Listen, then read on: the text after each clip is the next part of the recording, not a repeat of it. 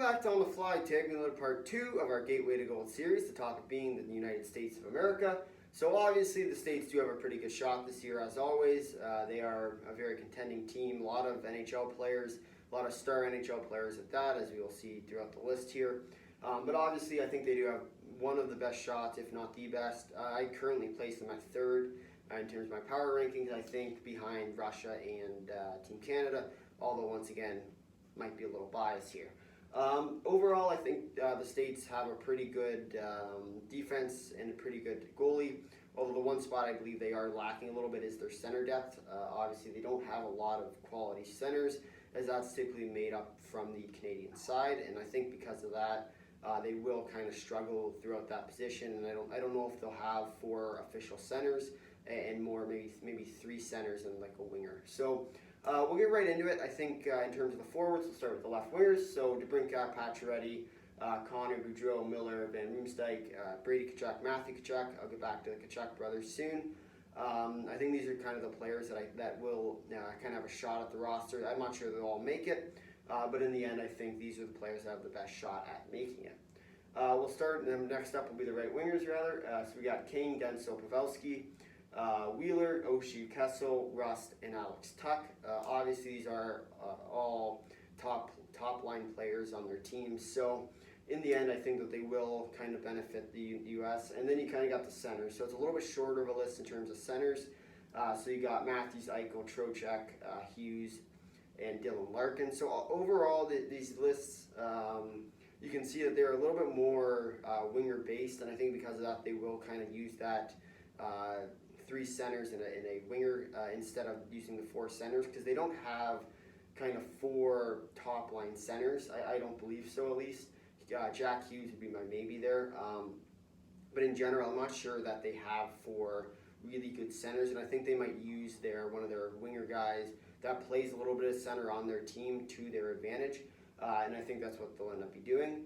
Now we'll take a look at the defenseman with the left D. Obviously, the lefty and the right D aren't going to matter that much, but I think in terms of what's important is to note that at least, because these players do play their entire seasons on their one side, so there's no sense in playing them on their off wing if they don't want to necessarily, with the crowd pressure. It doesn't make sense to be playing someone and give them one more thing to worry about it aside from playing for their country and playing for the gold, just to be sticking them on their offside and them not knowing what to do in that situation.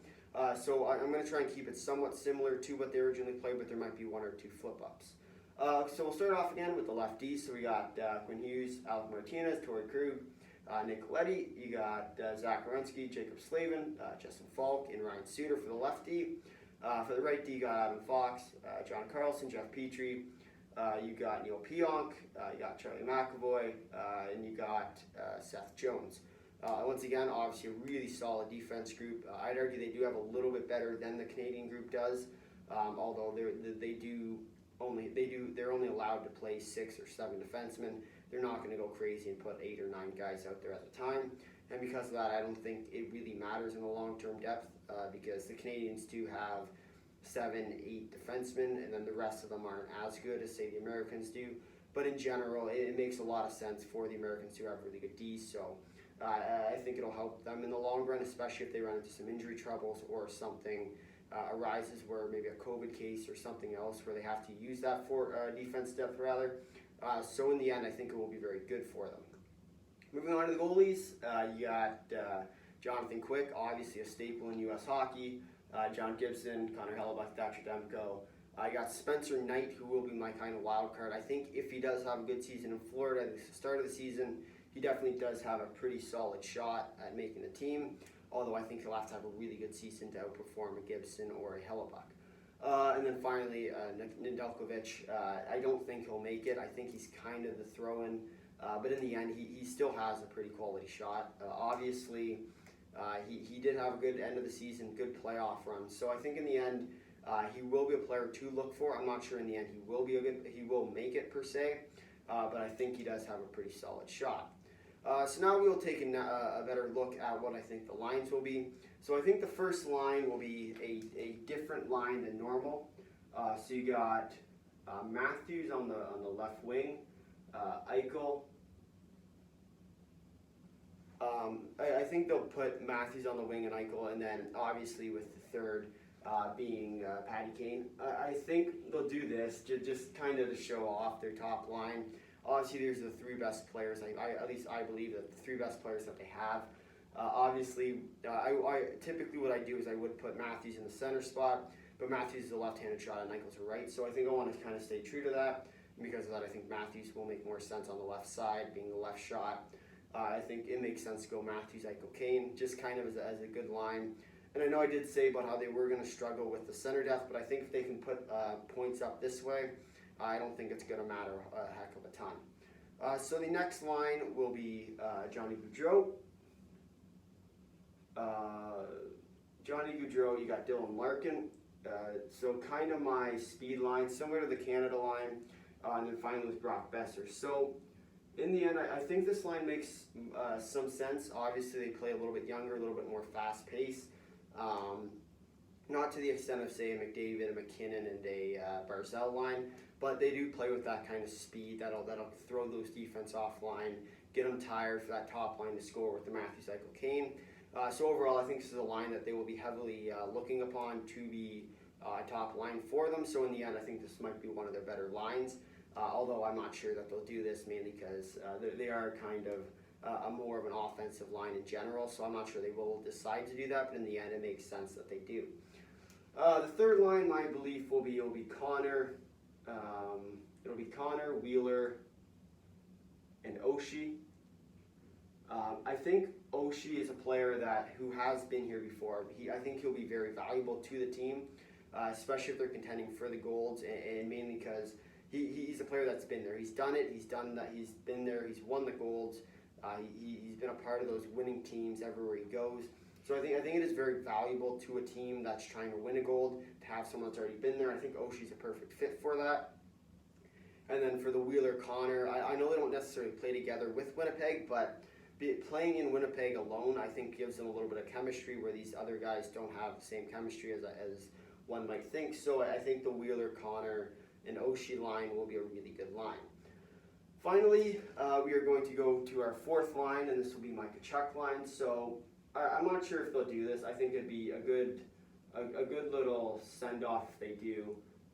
But you have Matthew Tkachuk, Brady Tkachuk, and then I have Guentzel as the fourth on this line.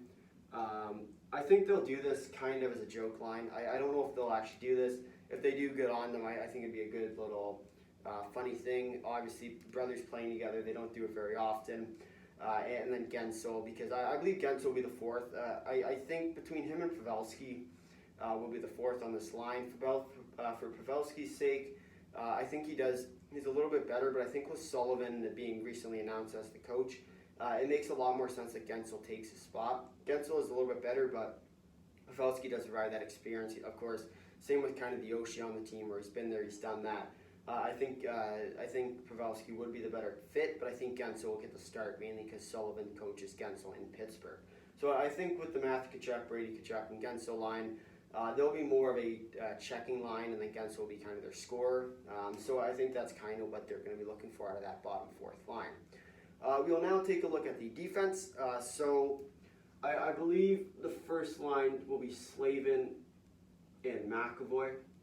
I don't know. I very much doubt that they'll score a lot of goals. This line will, mainly because they are both very defensive players, very defensively minded.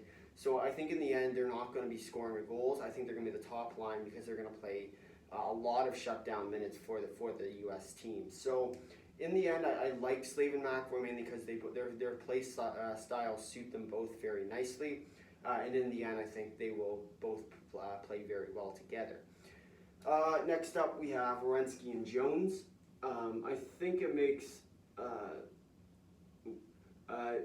sense. I know Jones just got traded, obviously, to the Chicago Blackhawks in this recent deal over the trade deadline.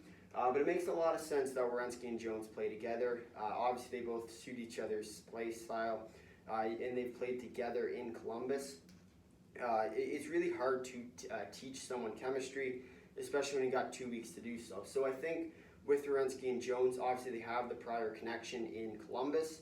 and because of that, I think they will be a formidable line. Obviously, being there together, playing there, I think it makes a lot of sense for these two guys to be together. And then finally, my last line will be kind of the offensive D line, which will be Hughes and John Carlson. Obviously, these are two of the more offensive-minded defensemen, and because of that, I think they will suit each other well. Obviously, they are two guys that will kind of feed off of each other, pass the puck, shoot the puck, and they're really not afraid to skate up the ice and be that offensive-minded defenseman. And because of that, I think they will suit each other well, knowing that the other guy's going up. I think will really end up helping them, although I could see Hughes play with McAvoy and Slade play with Carlson, just so they can kind of neutralize the one. So if one guy goes up, the other guy stays back, and they kind of understand that. Next up, obviously, the goalies. So, as I said, I think Hellebuyck is the definite starter. I'd be surprised if they go otherwise. He's obviously the best player there is in terms of goaltending on the U.S. team. Gibson, I believe, will be the backup. So with Gibson's sake, I think he will be a qualified backup if Hellebuyck seems to go into trouble. Obviously, with two starting goaltenders and two of the better starting goaltenders at that, it's really hard not to be happy with your goaltending situation.